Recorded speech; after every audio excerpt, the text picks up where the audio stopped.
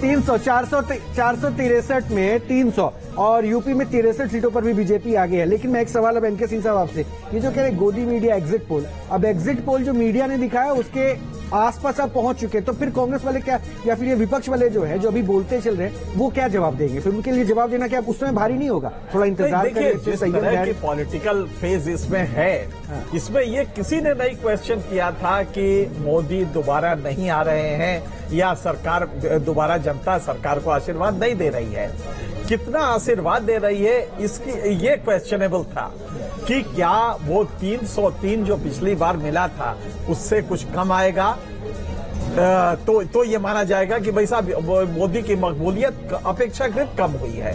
लेकिन अगर ये 303 रहता या 300 ज्यादा, और क्वेश्चन सी में था, कहीं भी नहीं कहा था, मेरे ख्याल से जो थोड़ा विवेक भी रखता होगा, किसी ने नहीं कहा था कि सरकार नहीं बनेगी।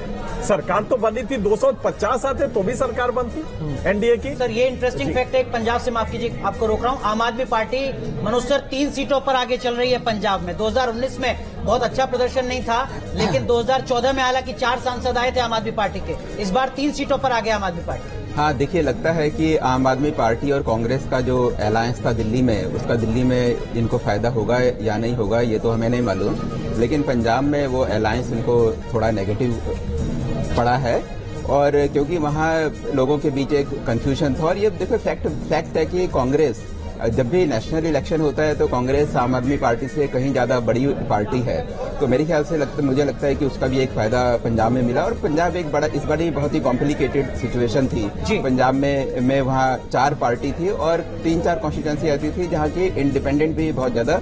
एक अपडेट बहुत जरूरी है, इस पे भी मनोज जी जरा प्लीज कुछ बोलिएगा। बारामूला से उमर अब्दुल्ला पीछे, सज्जाद लोन आगे, ये अपने आप में बड़ा मतलब मुझे लगता है कि ये सीट जो है उमर अब्दुल्ला का पीछे आना, ये अभी कैसे देखें? हाँ, मतलब उस फैमिली को वहाँ लोगों ने एक तरीके से वो किया, मतलब 370 के बाद जो चेंजेस हुए हैं वहाँ जो लोग मेन स्ट्रीम में आए हैं, तो वहाँ मेरे को लगता है कि ये जो फैमिली है, फैमिली को लोगों ने बहुत ज्यादा पसंद नहीं किया है जी। ये मेरे ख्याल से एक जो रीजन है वो। अनिल, आप कुछ कहना चाह रहे थे, मैं आपके पास आऊंगा, लेकिन उससे पहले राहुल सर, पाटलिपुत्र से रामकृपाल यादव आगे चल रहे हैं रोहिणी आचार्य के खिलाफ, सारण से जो राजीव प्रताप रूडी हैं वो आगे चल रहे हैं मीसा भारती के खिलाफ। आपको नहीं लगता कि आरजेडी के लिए ये बड़ा झटका है? मीसा भारती तो हालांकि तीसरा चुनाव लड़ रही है, 2 बार हार चुकी हैं।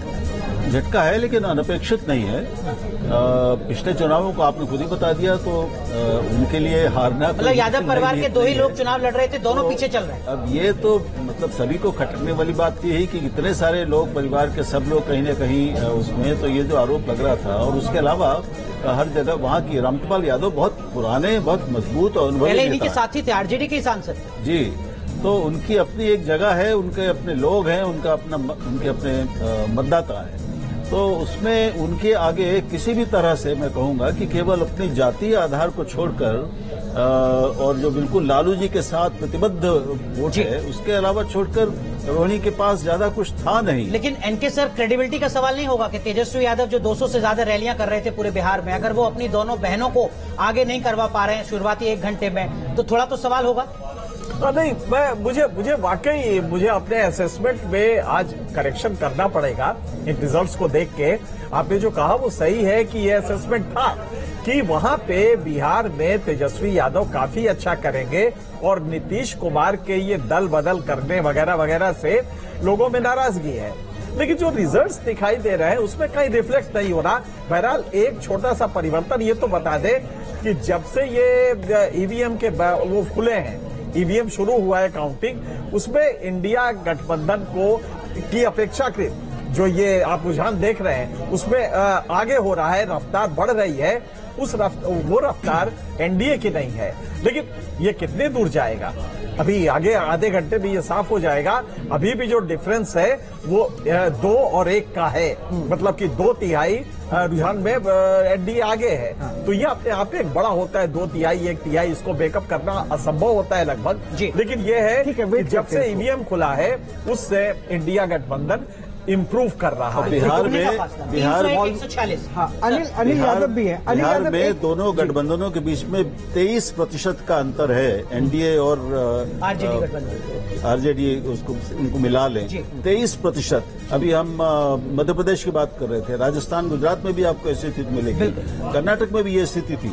तो इतना बड़ा अंतर मार्जिन के लिए बदलने के लिए आंधी चाहिए, और वो कोई भी आंधी का कोई लहर भी इस बार दिख नहीं रही थी। अच्छा, ट्रेन में नहीं दिख रहा है। हाँ, यथास्थितिवादी